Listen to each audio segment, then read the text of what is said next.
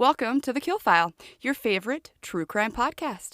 I'm your host, Brittany Spears. Each week, we will explore the dark corners of true crime, unsolved mysteries, and murder. Join me as we uncover secrets, investigate evidence, and dive into the chilling details of some of the most fascinating cases. Get ready for a journey into the dark unknown, because in The Kill File, nothing stays buried forever. Hey guys, welcome to episode 37 of The Kill File. I am so glad that you guys are back for another episode. First off, I wanted to remind you guys to go ahead and follow The Kill File on any social media platforms that you are active on. We are on Instagram, TikTok, X, Blue Sky, and also you can follow us on YouTube. And The Kill File has a Facebook page as well that you can find and follow. Every week I post extra pictures about the cases, but I am going to try to find even more pictures if I can for each case. Also, if you're interested in helping out The Kill File, don't forget to hit that download button. Okay, that's it for business. Let's talk about today's case. Today we are going to talk about another Russian serial killer named Mikhail Popkov, aka Misha the SMILE. I feel like I'm on a Russian case kick right now, and that's just fine. Look, I am one of those people that is very big on trying to pronounce people's names correctly. I have a very easy name, but you would be surprised how many people spell and or say it wrong. So I feel that I am being disrespectful if I don't try my best to say it the best that I can in their native tongue.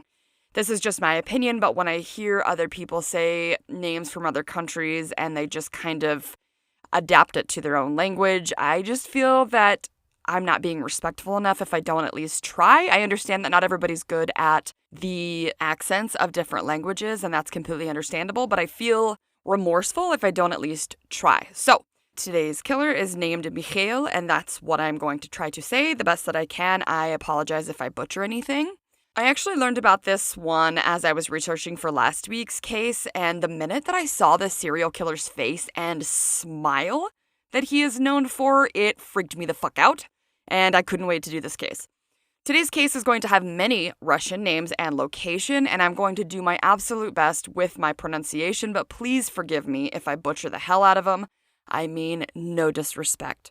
Trigger warnings for today are going to be murder, rape, necrophilia, body mutilation, and death of a minor. Here we go. In what is thought to be a clean, quiet, peaceful town of happy locals, Irkutsk Oblast, Russia is not always what it seems. The locals, while happy to an extent, are well aware of the dark underbelly inside of their town. About 25 miles away in eastern Siberia, near the Kitoy River and the Angara River, is the city of Angarsk. Now, today's population of Angarsk is approximately 221,000 people. After World War II, Angarsk would be founded in the middle of the Siberian taiga, which is a huge forest located in the northern regions of Russia. This forest is so large that it covers hundreds of thousands of square miles. The climate is said to be cold and harsh for most of the year, and this area only gets a small summer reprieve. The average temperature of the year in this area is below freezing, and the temperature is known to be up to 105 in the short summer and get to negative 80 degrees in the winter. And that is so extreme. Count me out, I could not handle that. People who live there or have lived there are badasses. So at the time, the Soviet government decided to make this area of Angarsk a secret chemical industry, and therefore quickly an oil refinery was built in this area. After this was established, it was said that Angarsk would become known as, quote, the city of petrochemists. While the media would try to portray this area as more patriotic than it was, falsely claiming that most of this area was inhabited by veterans of the war, the reality is that this area was inhabited by exiled prisoners in what is known as a penal colony.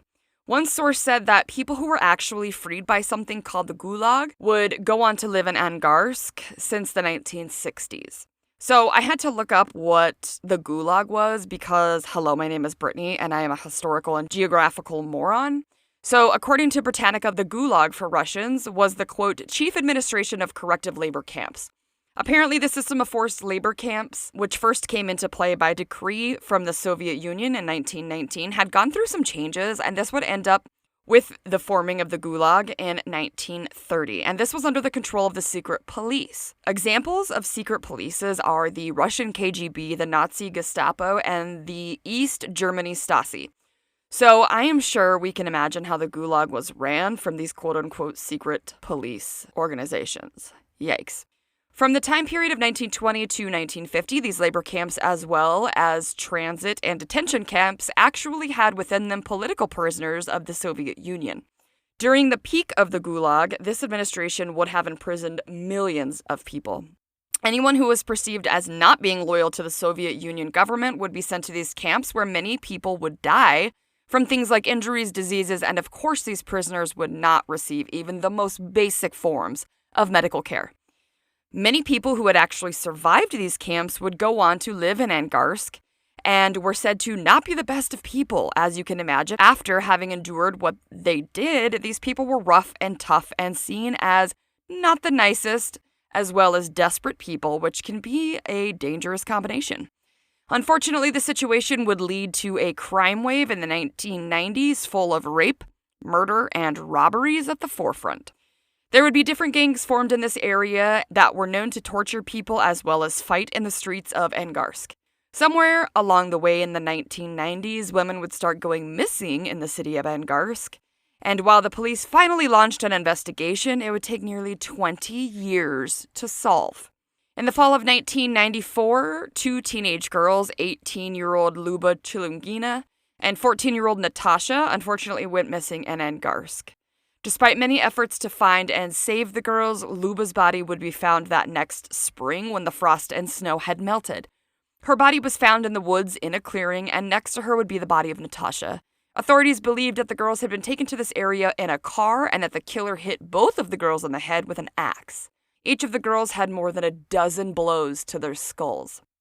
On January 27, 1998, there was a 17-year-old girl named Svetlana Miseviches that had been at her own birthday party with many of her own friends. Later that evening, as it was getting late and things were wrapping up, Svetlana figured it was time to leave but did not want to walk because it would be a really long walk, and she figured that it would be too dangerous. So she decided to call a cab or to hitch a ride. When a man pulled up to give her a ride, at first his demeanor was very unsettling for Svetlana until the man showed her his police badge. After this, she wasn't as nervous. It was said that during the ride that this man was giving the young girl, that she kept looking over at him and remembered that the man had something called an aquiline nose. So obviously I had no idea what that is, and it's a term for a person's nose that has sort of a prominent bridge. In fact, the term aquiline is a Latin word meaning eagle, and the word is also used to describe someone's nose that, according to the Merriam-Webster dictionary, had a, quote, broad curve and is slightly hooked like a beak. She would also remember the man forcing her to undress, and also that he had smashed her head against a tree. This was the only thing that Svetlana was able to remember about her attacker, who would later beat her so badly that she was almost dead when someone would find her on the side of the road in the snow. Fun fact, this is also wild. Because Svetlana was found the way that she was, naked, unconscious, and in the snow, they believed her to be dead and took her to the morgue. This is where she would actually regain consciousness and looked down and saw a toe tag on her own foot. She looked around and realized that she was surrounded by bodies when she woke up, and she started screaming. Can you imagine? Oh, fuck, that would be awful. The morgue workers were then able to get her to a hospital where she would spend a handful of weeks in the ICU. Svetlana would actually go on to be diagnosed with something called organic personality disorder, which I guess can be a result of severe head trauma. Knowing me, the medical nerd that I am, I had to look this up and I needed to know more. So after doing some research, I guess the best way to describe the organic personality disorder is that this disorder significantly changes the person's behavioral pattern and can also affect other behaviors when it comes to impulses or impulse control, their expression of emotions, and can also involve the impairment of their thought and cognitive functions. Plus, this can alter their sexuality. The most common symptoms linked to OPD is irritability, impulse behavior, depression, and emotional instability. So it's kind of like a change in someone's personality after a medical condition or trauma, which is so sad, especially when it's trauma that is preventable. Like, to an extent. I mean, you can't help what happens to you like that, but I just mean like the killer or the attacker didn't have to do their actions. So after Svetlana was diagnosed with organic personality disorder, one source said that she would end up having to spend the rest of her life in a mental health facility. June 18, 1998, a conductor of a train had been walking to work and noticed what he thought was a mannequin. It never is. And he realized it was a woman. She was said to be young, under the age of 25, naked, and just laying there in the grass. I guess this conductor thought that this woman might just be drunk, so he found some clothes to cover her up, and then he just let her be, thinking that she would soon wake up, realizing her situation, and maybe realizing that this wasn't the best place to be. After that same man's shift ended, he decided to go back to the area where he had found the woman, probably to make sure that she was all right or had moved on. But this time when he saw her, he realized this woman was not drunk. He saw that this woman had instead been beaten and was swollen, even in her face. I guess the woman tried to speak to the man, but she was unable to. And this is when the man would call for help and an ambulance would come to the area to take the woman whose name was Natalia Titova. She was said to have several stab wounds to her head and was in critical condition. When Natalia's family was located, they had said that she'd been missing for 2 days, and they had already been out looking for her and knew that she was missing. Apparently, just 1 day before Natalia went missing, she had gotten into a fight with her husband named Dmitry Titov, who was said to be in the military. Dmitry was a 23-year-old man, and they had been married for about 3 years now. I guess on the day before she went missing, the couple had gone out for a picnic near a local lake with some friends, and one of their friends' names was Gennady, and he was the driver. The group enjoyed their picnic lunch and then headed back to their homes. When Dmitry got home, he was said to have partaken in the alcohol a little too much and passed out. Unfortunately for him, Natalia would end up sleeping with Gennady. When they had finished, Natalia decided she wanted to head to a local cafe, but Gennady didn't want to go with her because it was so late. Of course, when Dmitry would awake the next morning, his wife was gone. Sadly, Natalia would die. Despite the life-saving efforts by the doctors, she never regained consciousness and she died in the ICU. This is when authorities would know that she was murdered and this was no accident. It would later be found out that she was walking along a road when a man pulled up in his vehicle and asked Natalia if she wanted to go for a drink, and she did, so she got in. Never get in, ladies.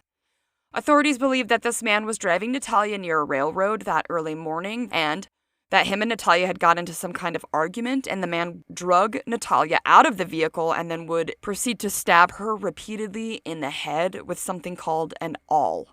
A-W-L. So I had to look up what this was. I've never heard of this before. I guess this is a tool that's commonly used by tailors, and its purpose is to punch holes in fabric for various reasons like snaps, rivets, and eyelets.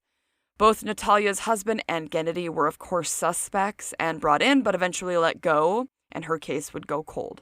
In July of 1999, Evgenia Protistova-Karilova was a young woman who had been hanging out with some friends, and when it was time for her to head home, her new friends had escorted her to a particular intersection and then left. There seems to be some controversy on whether this was the actual events or whether it was actually her boyfriend who had left her, and this is when Evgenia decided to head back home by herself. Either way, there would be a car that would pull up next to the young woman, and the driver was a man who introduced himself as Mikhail and offered her a ride. At first, Evgenia told the man no, and this is when the man would pull out his police badge, and of course, probably trusting this to be a stand-up guy. I mean, he's a cop. She got into the car. Evgenia didn't live far from where the man picked her up, but instead of stopping where she lived, he drove right past and didn't tell her why. When they got to the forest past her home, Mikhail told Evgenia to get out of the vehicle. Right as Evgenia opened her door, she bolted. She knew something was going on. But unfortunately, Mikhail caught up to her and bashed her over the head multiple times. Evgenia lost consciousness, and the next thing Evgenia remembers is waking up in a hospital, and she immediately started saying everything she could remember about what happened. She would go on to tell the police that she had taken off her shoes to run, but that he had caught up with her. She said she knew that he was coming after her and wanted to kill her. She then said she believed Mikhail tried to strangle her, but she wasn't sure. I'm not really sure why, but it said that when Evgenia relayed her story to the authorities, they didn't believe her, and they just thought that she was delirious. I wonder if it's because she spoke about the police badge that he had and the fact that she knew his name, but if that's the case, then why wouldn't they at least look into it? For a while, the authorities suspected that this killer was some sort of driver, metal worker, heating station engineer, or even a railway driver or conductor. It took the authorities a long time to gain footing on this case after mishandling the recounts from victims like Svetlana, who spoke about the man having a police badge. It's like the authorities just didn't believe them, or maybe they didn't want to. Think of the lives that could have been saved if they had just looked at the evidence and witness statements. I guess later on, much later on, Svetlana was finally shown a picture of her attacker and identified Mikhail, but because his wife had concocted an alibi for her husband, they believed the wife over the victim, despite the victim's mother's various complaints about the case. On October 29, 1998, 2 women were found killed together, a 20-year-old named Tanya Martianova and a girl named Yulia Kuprikova. The pair was found on the side of the road. About this case, the sister of Tanya, whose name was Victoria, would tell the Siberian Times that the pain of losing her sister was still just as strong 15 years later, and that she was the one who had actually given her sister the concert tickets, where after the concert is when her sister was killed.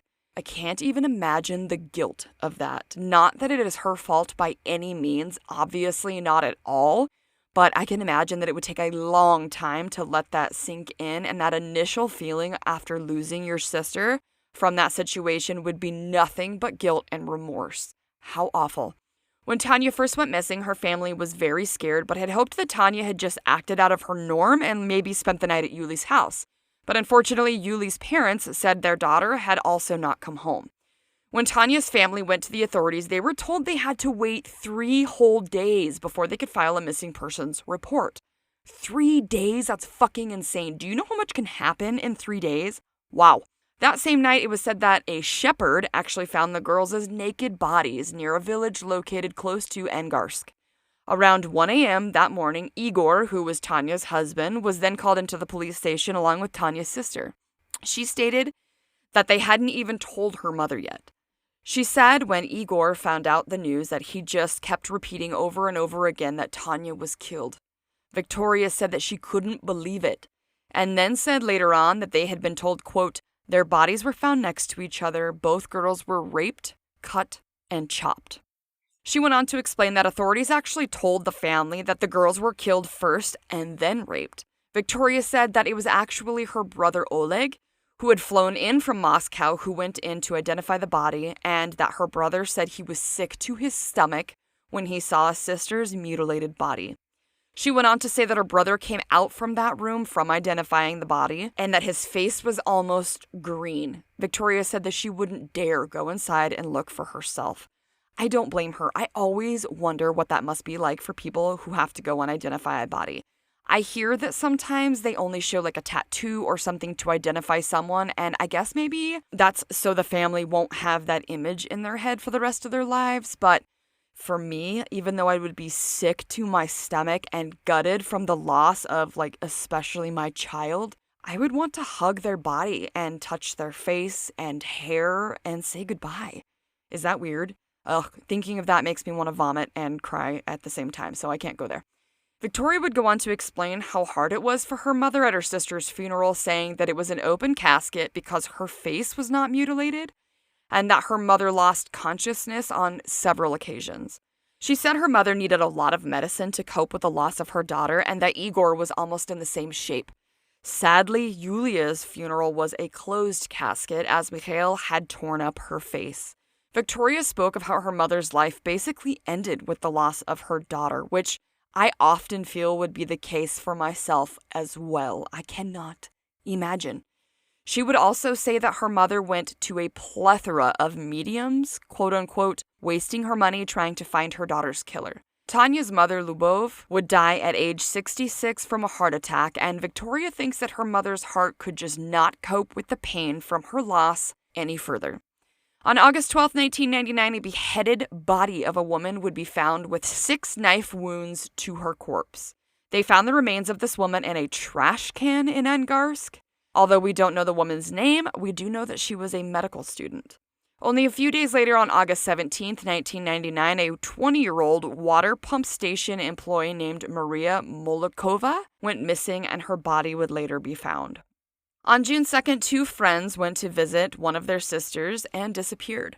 Friends Marina Lizina, aged 35, and Lilia Pashkovskaya, aged 37, had visited Marina's sister when they decided to head back home around midnight. At first, the pair of friends who were said to have worked together at the same shop were going to call a cab, but then decided to walk home on this lovely summer evening. Unfortunately, on June 5th, their bodies were discovered in the forest that was near Verasovka village. And because both of their bodies were so disfigured, neither of the women could be buried with the traditional open casket at the burial site, which is Russian tradition to allow the loved ones to say their final goodbyes. Sadly, both women were mothers. Marina had a daughter who was 14 years old, which is just absolutely a horrific age to lose your mother. I mean, any age for any child to lose their mother or parents is awful, but right at this age is so sad. Lilia, on the other hand, sadly had a 3-year-old son who would never get to know his mother, as well as a 12-year-old daughter, which again is so horrific and heartbreaking for their children and families. While this was still going on, the investigation was still ongoing for Svetlana's case, where the authorities decided to try and profile this killer and look for similarities in different attacks or murders in the area. The role of profiler was given to a man named Nikolai Kitayev, who was not only an expert in his field, but was also said to have worked with many serial killers. Apparently, before this guy came along, there had been just such a high number of crimes in Angarsk that no one was really connecting the dots between different ones that followed similar patterns, and I guess this was the guy who really started figuring shit out. Nikolai was able to figure out a pattern of 24 different young women who were out late at night, possibly intoxicated and walking, or were alone at night. These women were anything from sex workers to mothers, clerical staff, shop assistants, civil servants, and even factory workers, aka normal everyday women. This is giving huge Yorkshire Ripper vibes, no? Nikolai also came out with the fact that there were many missing persons cases that were being handled with gross negligence within the police departments. I guess there was evidence lost and no one was being held accountable for it. When Nikolai came out and said what he was finding, he of course was immediately suspended and then was taken off the case, which says a lot about where the authorities' priorities stood at this point and in this area. Thankfully, before Nikolai was suspended, he had made it quite far into his own investigation and had suspicions that this serial killer that they had on their hands could be a member of the police, but didn't feel that it was a high-up officer in the force. Not only did Nikolai find condoms full of sperm at the crime scenes, but also said that the women who survived the attack from this man, whose name was Ludmila Smushliera, was apparently driven to a local cemetery and later on she would be found there.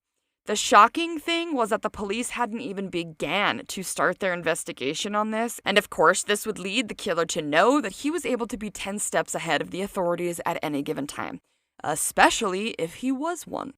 It sounds to me like the police in this area were a hot fucking mess, and because of that, so many lives were lost. It was said that the authorities in Moscow didn't even find out about the serial killings until 2002 when a man named Mark Dejay, who was a journalist, wrote a piece about the killings called The Wednesday Murderer, where he would talk about the women killings in Angarsk. When the article would finally make its way to the higher-ups, including the Ministry of Internal Affairs, they sent a group of their own officials to investigate and help catch the serial killer close to Siberia. The team was well known and good at what they did, and the team leader was a man named Valery Kosterev, who was said to be a well-respected Moscow detective. Another man on the team was a lieutenant colonel named Sergei Dezhevin, and he was actually the commissioner of the Ministry of Internal Affairs. They also had on their team some locals who knew the area and the ins and outs of the neighborhoods. There was one young man who would end up being crucial to this investigation, and this was a 19-year-old young man named Arton Dubinin, who was actually so new that he was only on the force just 2 months when he was placed on the quote-unquote maniac team. While it may seem like a dream come true to be so new and able to work on such a big case like a serial killer, I guess it was common practice to send the quote-unquote weakest police officers, or ones who don't put in as much effort as others, to Angarsk.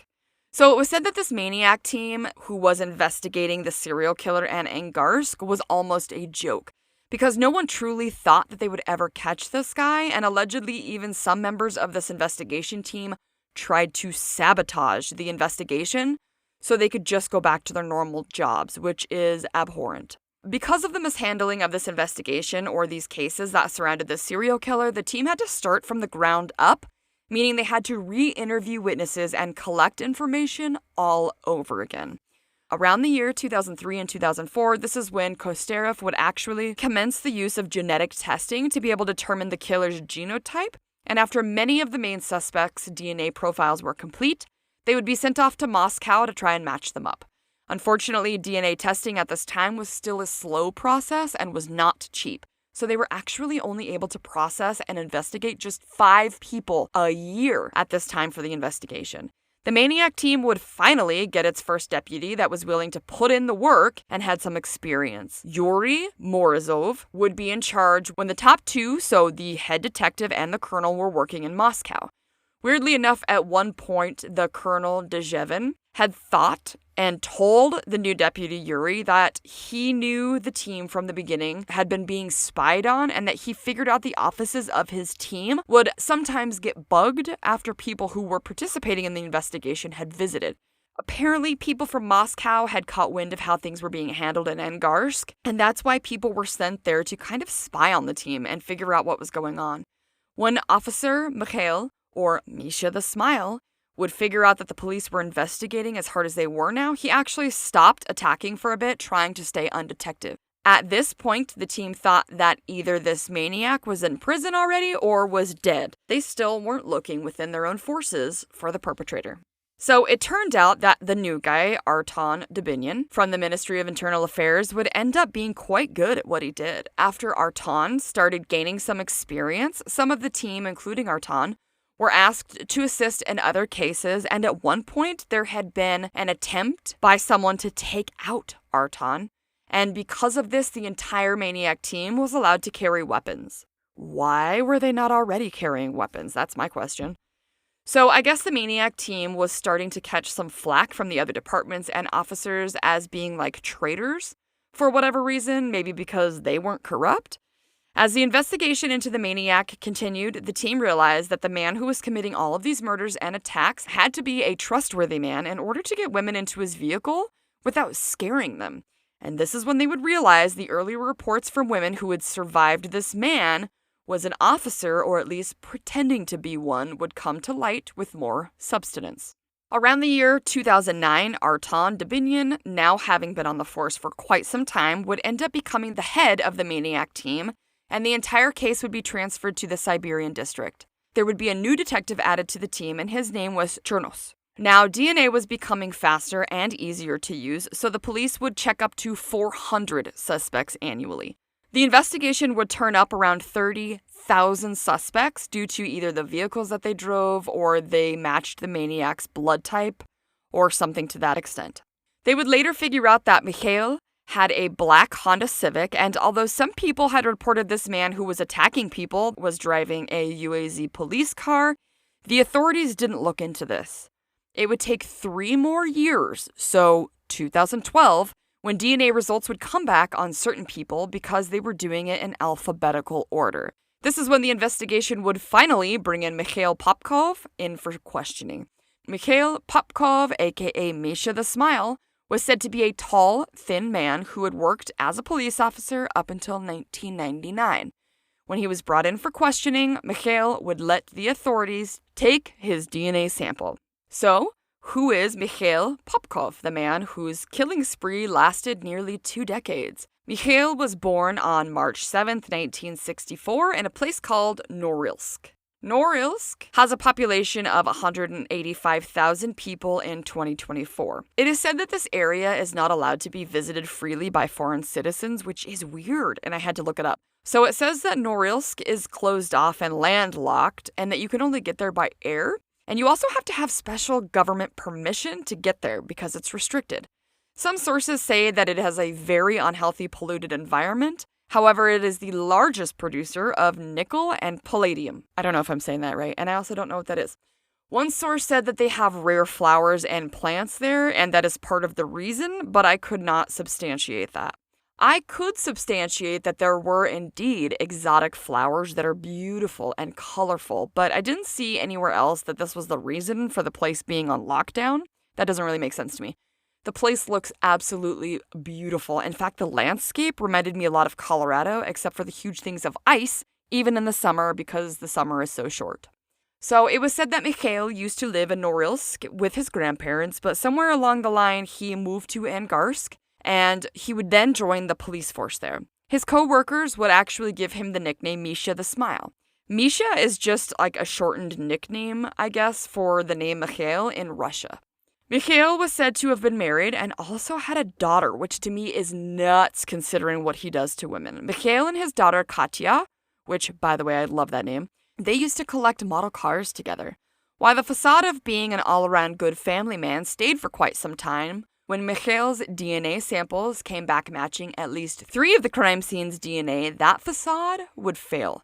So one of the questions that was brought up and would need to be further looked into was whether or not the DNA could have been at the crime scenes because Mikhail was working during this time as a police officer, and could he have just been at the crime scenes because of work? This is when the authorities would bring Mikhail in for further questioning. June 24th, 2012, Mikhail was arrested while he was trying to board a train back home, and he had on his person a loaded gun that he wasn't able to use, thankfully. At first, Mikhail didn't talk or confess until he found out about the DNA that the authorities had on him, and this is when he would finally confess. At this time, Mikhail would confess to 11 murders, but this would not be all of them. The authorities had about 30 different murders that were similar to the 11 that he had confessed to, so Mikhail tried to be smart and confess to many of those as well, knowing the authorities didn't have, at that time, a connection to him with those murders. During his confessions, Mikhail would say that after his first murder, he established somewhat of a routine of dressing in his police officer uniform, and then he would drive, park, and wait in areas that were right near restaurants or nightclubs in hopes of finding women who were alone. He would then offer them a ride, often using his badge to ease the women, where he would take the women to isolated areas near or in the woods and attack them. Mikhail would then dump the bodies in cemeteries, in the woods, or on the side of the road, usually while naked. These bodies were brutalized and horrifically mutilated every time.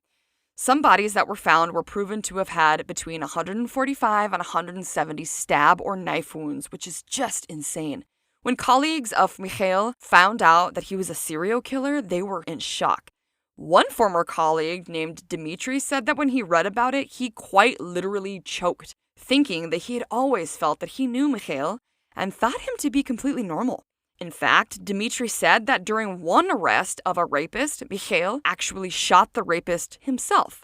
After the investigation of Mikhail's shooting of the suspect, the higher-ups thought that the shooting to be of fair action. Mikhail professionally was looked at as an officer of good standing, and the scariest part is that he actually passed all of his mental assessments. He even came out after he was found out, saying that he never considered himself mentally unstable or unhealthy. I beg to differ. Alexander Grishin, who was a psychiatrist out of Angarsk, said about maniacs that there are basically 2 types, organized and unorganized. He said that maniacs of the unorganized category are usually much easier to catch because they are people with psychiatric pathologies who usually live like in their own world and hide from people and are usually messy and disorganized, which probably leads to why they get caught much faster. On the other hand, Dr. Grishin explained that organized maniacs are much smarter than the average bear, are gregarious or popular with others, usually have families and have careers that allow them the time for their crimes. These maniacs can be much harder to spot and to catch. When it came to Mikhail, Grishin stated that because drunk women seemed to be his victim of choice, this could be the, quote, result of his childhood problems and associations. His mother used to drink alcohol and often abused him, end quote. While there would be some speculation into whether or not Mikhail's wife knew about his wrongdoings, Mikhail would also give an unofficial confession in which he implicated his wife's involvement in at least one of the murders. The forensic evidence from one of the murders showed different kinds of stab wounds, where one set was by someone more weak and at different depths, and also that there were 2 different kind of knives used on this particular victim, which pointed to the possibility of Elena being involved, but that's only speculation. After Mikhail's trial, he would be sentenced to life in prison, And after this sentence, he would end up confessing to at least 20 more attacks. And this was in addition to the 22 they had already linked him to. Look, this serial killer has 80 plus victims already on his list, and they seem to think that it's way higher than that. This sentence was given to Mikhail in 2015, so not that long ago. A detective named Korchevsky would replace one of the main people that was on the case after they figured out who Mikhail was. The first detective from Novosibirsk was a man named Demaradov, who allegedly started having an affair with Mikhail's wife and was at least admittedly in her apartment staying the night. Other officials started getting the sense that this detective was taking it more easy on Mikhail and was almost helping him lessen his sentence. After the sentencing and this new detective named Korchevsky was to replace Demaradov, he was able to get Mikhail to confess to an additional 60 murders in other regions in the country. This would make Mikhail one of the most prolific serial killers in Russia's modern history. In 2019, Mikhail was given another life sentence and is currently serving his sentence in a prison that is apparently infamous called the Black Dolphin Prison. This prison is located in the Soleletsk in Orenburg Oblast, and this is located on the Russian and the Kazakhstan border. It is known as one of the most menacing and ominous prisons and is reserved for the very dangerous criminals, including serial killers. Can you imagine working there? No, thank you. It is said that Mikhail likes to spend his time reading and talking to the press, and he receives books for good behavior. Mikhail won't do interviews for free because he has no family left, as they all want nothing to do with him, obviously, so he uses that money from the interviews for cigarettes, teas, and coffees. So many of the journalists and interviewers try to get answers from him about his family and upbringing, which Mikhail is said to have always dodged. No one really knows what his motive was for killing and attacking so many women. It has been speculated that him and his wife both have had affairs on each other at different points in their marriage, but when Mikhail found out about his wife's affair, that it was this factor that sent him over the edge. I, however, disagree. Being a serial killer for this long and this depraved, I don't feel like that comes from one moment of anger. Maybe if he had just killed his wife, that would make sense, but I don't think that you can blame a serial killer being made from a wife's affair. One murder that was spoke of was the fact that Mikhail actually brutally murdered a teacher from his own daughter's school. And then, when the family didn't have enough money for the woman's funeral, the other students' families were asked to donate, and Mikhail gave money to the woman's family. Gross. Mikhail's biography would go on to say that he had an unhappy childhood and was starved for affection. Apparently, his parents showered his younger sister with love, but not Mikhail. I guess one thing that hurt Mikhail was that no one visited him when he was at summer camp. At first, I was like, what a brat. You got to go to summer camp and you're complaining that your family didn't come? But then I was thinking, like, if they had a day of, visitation and other kids' families came there to visit and spend the day with them and Mikhail's didn't show, that is actually kind of sad. Now, that's just in my brain. I have no idea about summer camps. I have never been to one and definitely don't send my own kids to any kind of camps. Later on in life, Mikhail had a girlfriend when he went into the military, and apparently she was with another man upon his return. Mikhail would tell investigators that he lived a quote-unquote double life. He would say that on one hand, he had what he considered an ordinary family life, and of course on the other, he was one of the worst serial killers in Russia's history.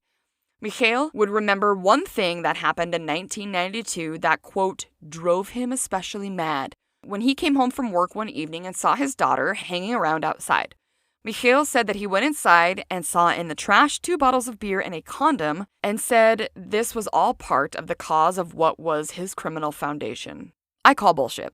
I feel like this guy is just trying to blame anyone else for the reasons that he is a piece of shit.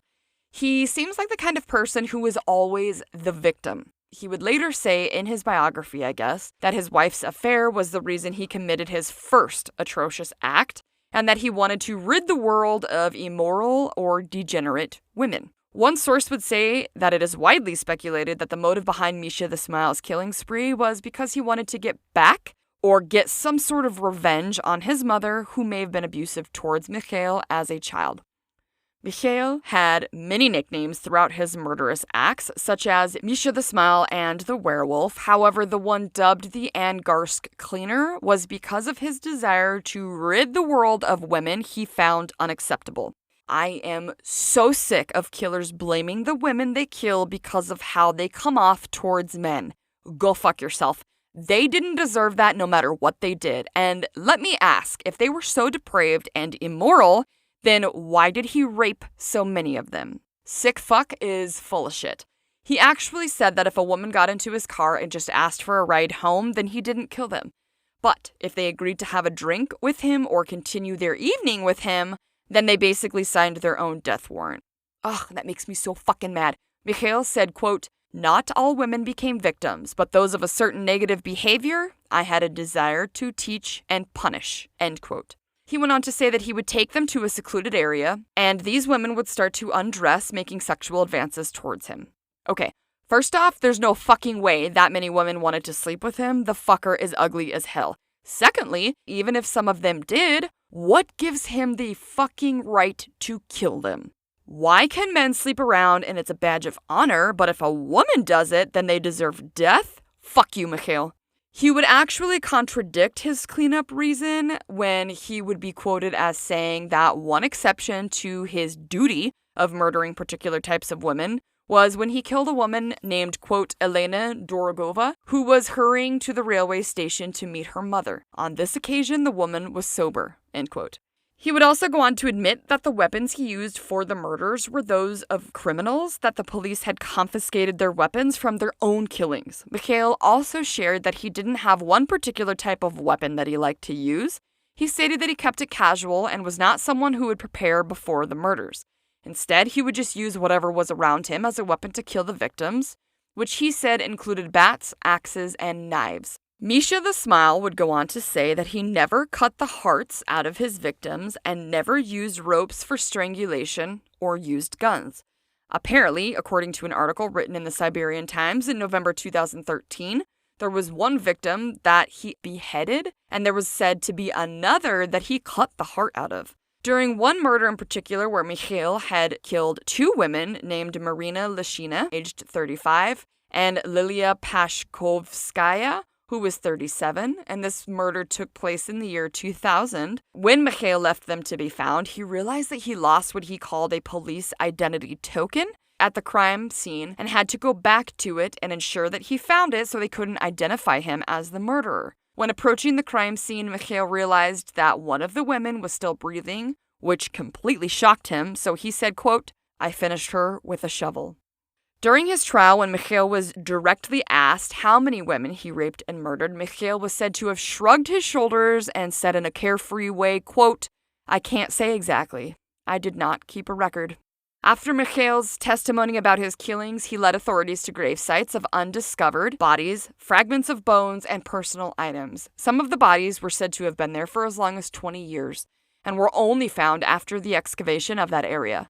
During this search, the authorities were able to find 20 more bodies. While Mikhail would say that he didn't get enjoyment from killing people and further said that the first one was just a reflexive killing and after that he just figured why not, the investigators knew this was bullshit. In fact, they said that while Mikhail was talking about the murders, they could see a change in him, that his palms would sweat and that he would get what they called a spark in his eyes. While Mikhail said that he stopped killing people somewhere between 2007 and 2010, which that's a huge span of time. You're not sure when you stopped killing people? Or maybe it's more like he is just giving that amount of time in case they find more bodies linked to him. One source said Mikhail admitted the reason he stopped killing was because he had contracted syphilis and had become impotent.